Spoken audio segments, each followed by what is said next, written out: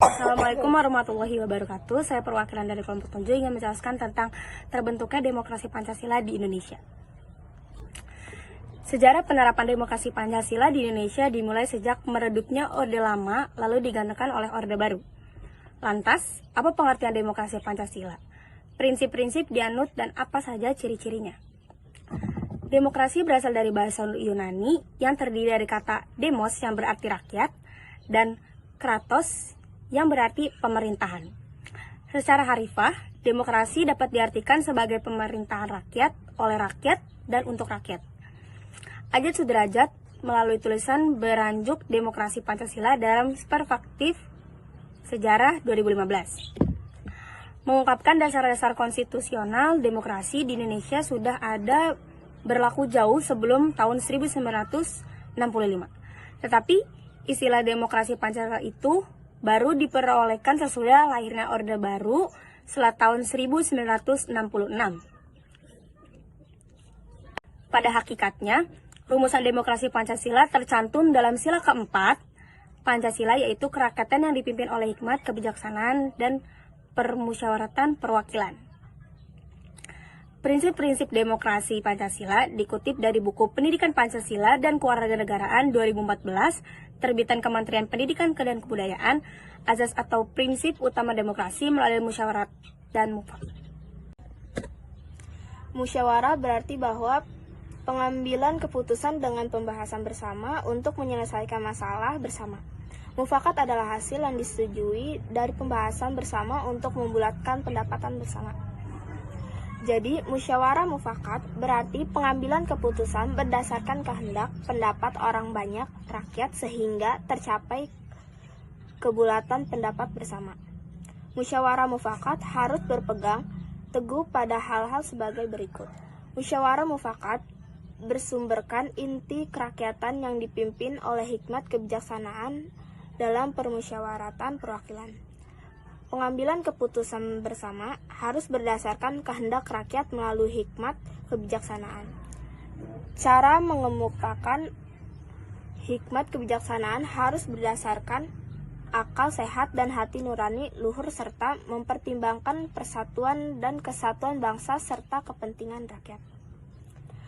Keputusan yang diambil harus dapat dipertanggungjawabkan secara moral kepada Tuhan dan menjunjung tinggi nilai kemanusiaan.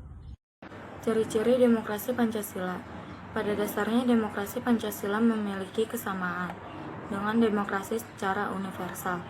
Namun terdapat ciri-ciri demokrasi Pancasila yang membedakan dengan demokrasi lainnya.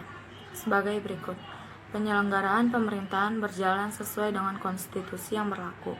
Dilakukan kegiatan pemilihan umum, pemilu, secara berkesinambungan, menjunjung tinggi hak asasi manusia, HAM, dan melindungi masyarakat minoritas. Proses demokrasi dapat menjadi ajang kompetensi berbagai ide dan cara menyelesaikan masalah. Ide-ide yang paling baik bagi Indonesia akan diterima, bukan berdasarkan suara terbanyak. Demokrasi Pancasila pada era Orde Baru. Demokrasi Pancasila lahir di atas sebagai bentuk permasalahan yang dialami bangsa Indonesia selama berlakunya demokrasi parlementer dan demokrasi terpimpin. Demokrasi Pancasila itu pangkalnya adalah kekeluargaan dan gotong royong. Kalau kamu main ke sebuah desa, kamu pasti akan melihat semangat kekeluargaan yang ada pada masyarakat desa.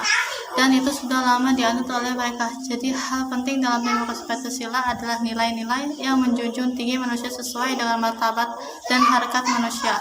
Menjamin persatuan dan kesatuan bangsa, mengutamakan masyarakat, rasa tanggung jawab kepada Tuhan Yang Maha Esa menurut agama dan kepercayaannya masing-masing, dan mewujudkan keadilan sosial. Demokrasi Pancasila pada era reformasi. Perbedaan demokrasi Pancasila pada era reformasi dengan era Orde Baru terletak pada aturan pelaksanaannya.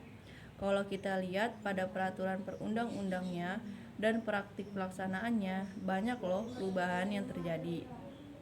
Kebanyakan perubahan-perubahan itu terletak pada perbaikan kebijakan-kebijakan yang dirasa kurang sejalan dengan konsep demokrasi. Nah, beberapa perubahannya itu seperti 1. Pemilihan umum yang lebih demokratis. 2. Lembaga demokrasi lebih berfungsi. 3. Mewujudkan kehidupan yang lebih demokratis, seperti halnya peraturan-peraturan yang dijalankan serta hukum.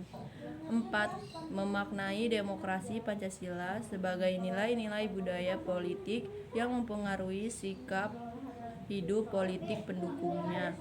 5. Partai-partai politik kini lebih dapat mandiri. Sekian dari kami. Wassalamualaikum warahmatullahi wabarakatuh. Terima kasih.